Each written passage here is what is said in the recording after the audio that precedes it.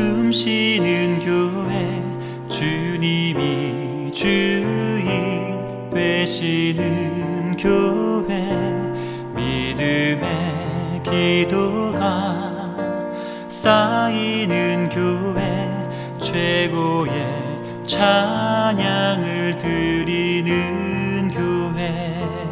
말씀이 살아 움직이는 교회, 성도의 사랑이 넘치는 교회, 섬김과 헌신이 기쁨이 되어 열매 맺는 아름다운 교회. 주님의 마음 닮아서 이웃을 사랑하는 교회, 주님의 영광을 위해서 빛 되신 주님 전하는 교회. 사랑의 불꽃이 활짝 피어나 날마다 사랑에 빠지는 교회, 주께서 사랑하는 우리 교회가 이런 교회 되게 하소서.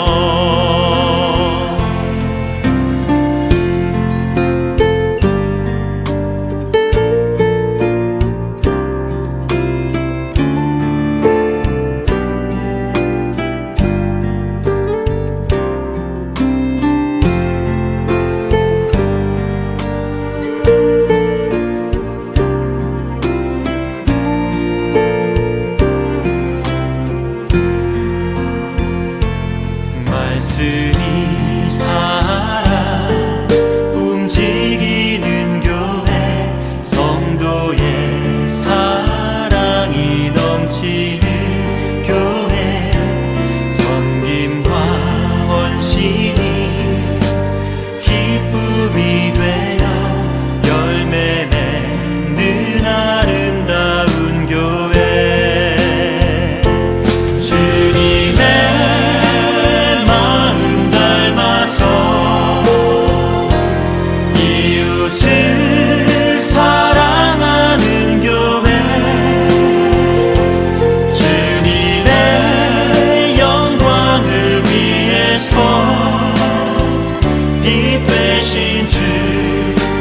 전하는 교회, 주께서 사랑하는 우리 교회가 이런 교회 되게 하소서. 주님의 마음 닮아서 이웃을 사랑하는 교회,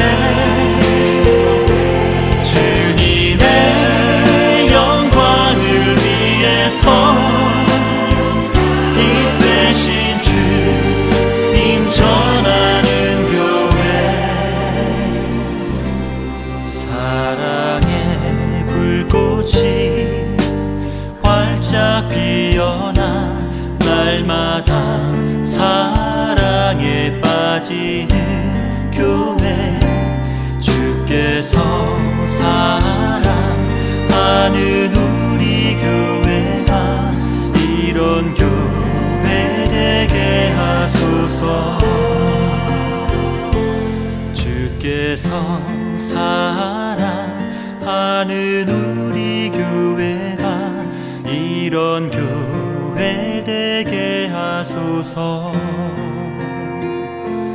이런 교회 되게 하소서. 이런 교회 되게 하소서.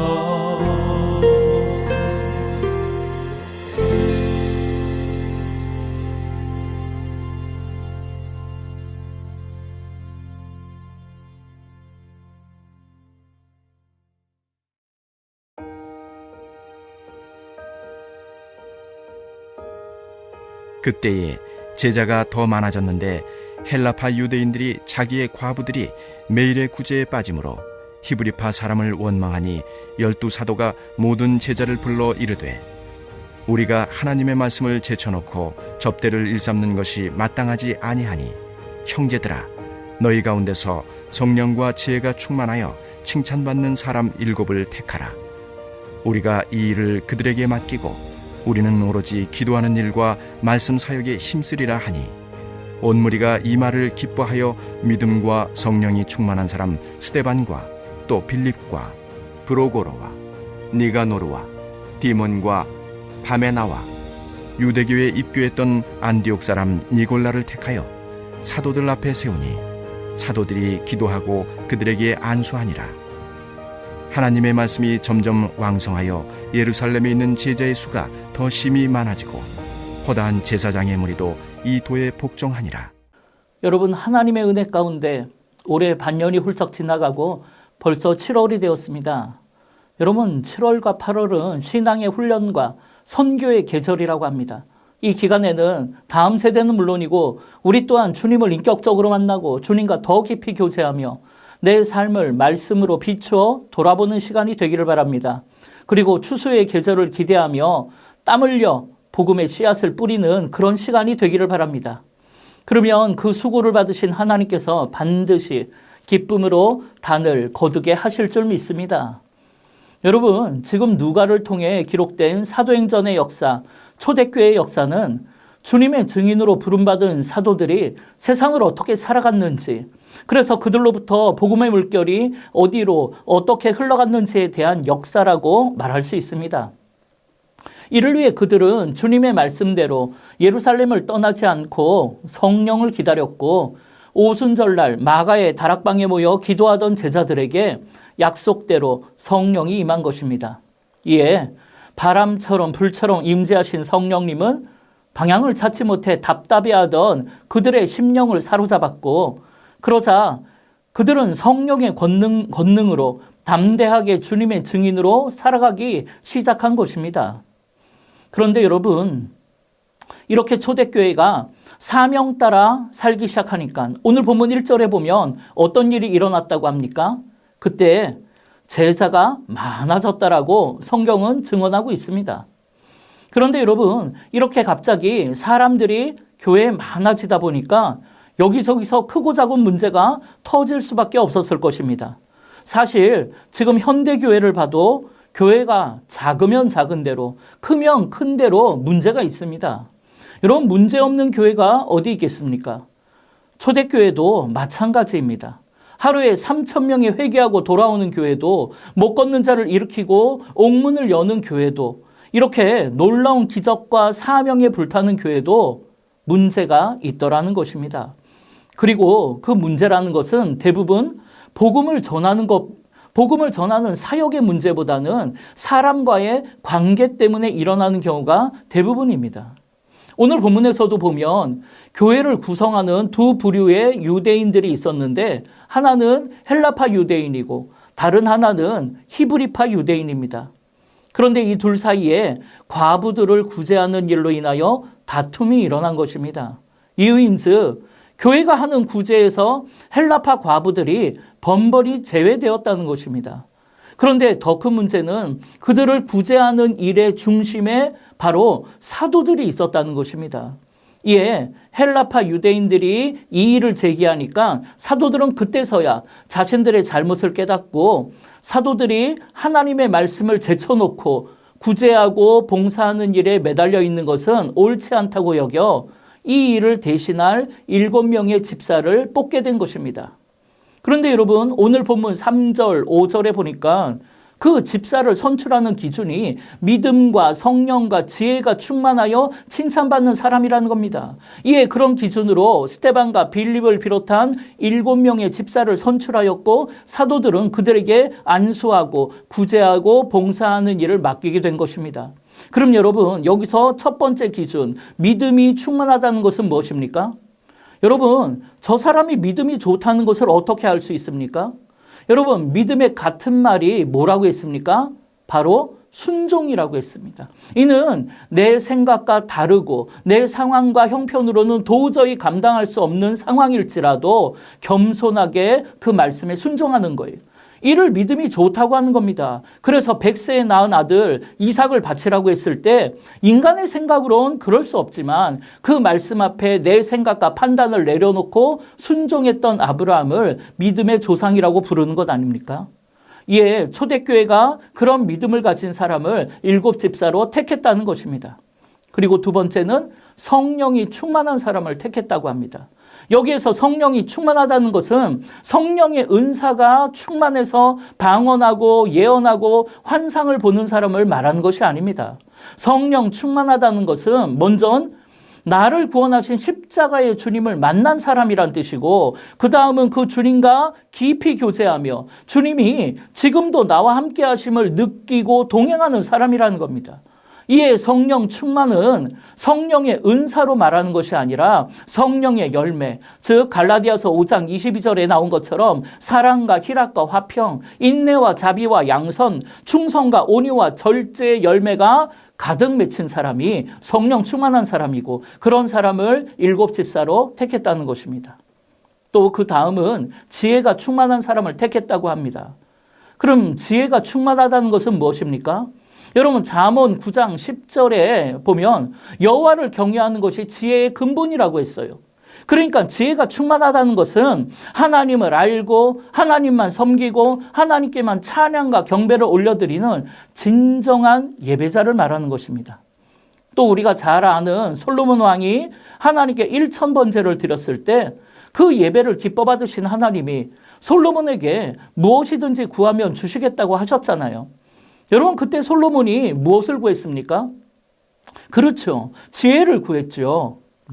그런데 여러분 이때 솔로몬이 구했다라는 그 지혜를 원어로 보면 옛날에는 이걸 그냥 지혜라고 번역했는데 지금 우리가 보는 성경이 아주 정확하게 번역을 했습니다. 열왕기상 3장 7절에서 9절을 한번 보겠습니다. 나의 하나님 여호와여 주께서 종으로 종의 아버지 다윗을 대신하여 왕이 되게 하셨사오나 종은 작은 아이라 출입할 줄을 알지 못하고 주께서 택하신 백성 가운데 있나이다. 그들은 큰 백성이라 수요가 많아서 셀 수도 없고 기록할 수도 없사오니 누가 주의 이 많은 백성을 재판할 수 있사오리까. 듣는 마음을 종에게 주사 주의 백성을 재판하여 선악을 분별하게 하옵소서. 여러분 솔로몬이 무엇을 구했다고요? 듣는 마음. 그러니까 백성들을 재판할 수 있도록 선악을 분별할 수 있는 지혜로운 마음. 다시 말해 하나님 아버지의 마음을 품게 해달라는 기도를 드린 겁니다. 이 기도가 하나님의 마음에 들었다는 거예요. 이에 이런 아버지의 마음, 이런 지혜로 충만한 사람을 7집사로 택했다는 겁니다. 그래서 모든 일을 원망 없이 처리할 수가 있었던 것입니다. 그리고 마지막은 모든 교우들로부터 인정받고 칭찬받는 사람이어야 한다는 거예요. 여러분 밝게 빛나는 빛은 숨길래야 숨길 수가 없습니다. 다 드러나요. 따라서 믿음과 성령과 지혜가 충만한 사람이라면 굳이 나타내려고 하지 않아도 그 빛이 나타나게 되어 있습니다. 사람들로부터 인정받고 칭찬받고 존경을 받게 되어 있습니다. 바로 이런 사람이 집사가 되고 이런 사람이 권사가 되고 장로요 목사가 되어야 하는 것입니다. 그럼 여러분은 어떻습니까? 이런 집사의 기준을 보면서 나는 자격이 없다고 생각하십니까? 그런데 여러분 그게 또 그렇지 않습니다. 무슨 말이냐면 자격으로 따지자면 저도 그렇고 여러분도 그렇고 우리 중에 이런 직분을 받을 수 있는 사람은 아마 한 명도 없을 것입니다. 그런데 하나님은 그런 우리를 부르셔서 집사도 만드시고 목사도 만드신다는 것입니다. 그럼 여러분 그럴 때 부름받은 우리는 어떻게 해야 합니까? 나는 능력 없다고, 나는 자격 없다고 그렇게 하지 마시고 부족하고 죄악된 나를 부르심에 감사하며 지금의 모습은 부끄럽지만 진짜 그 직분에 맞는 사명자가 되려고 애를 쓰면 되는 것입니다. 여러분 지금 이 7집사는 모든 면이 그렇게 다 완벽했을까요? 그렇지 않습니다. 그러나 그들은 부르심에 순종하며 그 직분에 맞는 삶을 살려고 더욱 애를 쓰며 사명 감당하는 삶을 살았다는 겁니다. 그런데 여러분, 오늘 이 7집사의 명단을 보면 이 초대교회가 우리를 또 한 번 놀라게 해요. 그것이 뭐냐면 집사로 뽑은 7명 모두가 헬라파 유대인이라는 사실입니다. 여러분, 이게 무슨 말입니까? 그럼 히브리파 유대인 중에는 성령과 지혜가 충만한 사람이 없었단 말입니까? 당연히 그렇지 않겠죠. 여러분, 이건 절대 다수를 차지하고 있는 기득권 세력인 히브리파 유대인들이 자신의 기득권을 겸손하게 내려놓고 헬라파 유대인들에게 이 귀한 자리를 다 양보했다는 것입니다. 여러분, 이는 실로 놀라운 일이에요. 여러분, 이걸 보고 구제하고 섬기는 일을 봉사하는 건 골치 아프니까 그럼 니네가 한번 해봐라, 이런 게 아니에요. 이건 자신들의 잘못을 시인하고 중요한 직분을 양보한 거예요. 그리고 나서 그들이 손 놓고 구경하고 있었던 것은 아닙니다. 7집사를 도와 교회를 위해 주님의 몸된 교회에 전심으로 협력했다는 사실입니다. 이것이 바로 초대교회의 모습인 거예요. 이에 사도들이 교회 일꾼들에게 모든 봉사의 일을 맡기고 자신들에게 주어진 사명을 다하니까 여러분, 어떤 일이 벌어집니까? 오늘 본문 7절에 보니까 하나님의 말씀이 점점 왕성하여 예루살렘에 있는 제자의 수가 더 심히 많아지고 허다한 제사장의 무리도 이 도에 복종하니라. 아멘. 여러분, 이렇게 사도들이 교회 행정이나 재정, 사역이나 구제의 일에 끼어들지 않아도 되니까 먼저는 말씀의 부흥이 일어나는 것입니다. 그리고 그렇게 말씀의 부흥이 일어나니까 자연스럽게 제자의 수가 많아지는 것입니다. 이렇게 교회의 말씀이 회복되고 예배가 회복되면 그 다음은 질적, 영적으로 부흥하게 되는 것이죠. 건강한 교회는 이런 곳입니다. 그런데 더 놀라운 것은 예수님을 대적하고 사도들을 핍박하던 제사장의 무리도 예수님을 영접하게 되었다는 사실입니다. 사랑하는 여러분, 우리 교회도 이런 초대교회의 역사가 일어나기를 바랍니다. 그래서 예수님을 싫어하고 교회를 욕하던 우리의 이웃들이, 우리의 자녀들과 내 남편과 아내가 예수님을 영접하는 역사가 일어나기를 바랍니다. 이를 위해 여러분, 이번 한 달은 우리 모두 믿음과 성령과 지혜가 충만한 인생이 되어서 사람들과 하나님에게 칭찬받는 삶이 되시기를 바랍니다. 그래서 주신 직분 감사하며 합력하여 선을 이루어 놀라운 부흥이 일어나는 우리 교회가 되기를 바랍니다. 사랑하는 여러분, 오늘 하나님께서 그 일에 우리를 부르고 계시는 줄 믿습니다. 이에 나는 자격 없다, 못한다, 할 수 없다 하지 말고 할 수 있다, 하면 된다, 해보자라는 믿음으로 나에게 주신 사명 기쁨으로 감당하며 하나님 나라의 귀한 일꾼이 되시기를 주님의 이름으로 축원합니다. 이 시간 먼저 중보하며 기도하기를 원합니다. 첫 번째는 바울 선교회 선교사 수련회와 MK 수련회가 은혜 가운데 잘 진행될 수 있도록, 두 번째는 교육위원회 여름 사역을 통해 다음 세대가 주님을 깊이 만나는 시간이 되게 해달라고, 마지막 세 번째는 전주시로부터 건축 허가및 본설계가 아무 어려움 없이 순적히 이루어지게 해달라고 우리 주의 이름을 한번 부르며 합심으로 기도하겠습니다.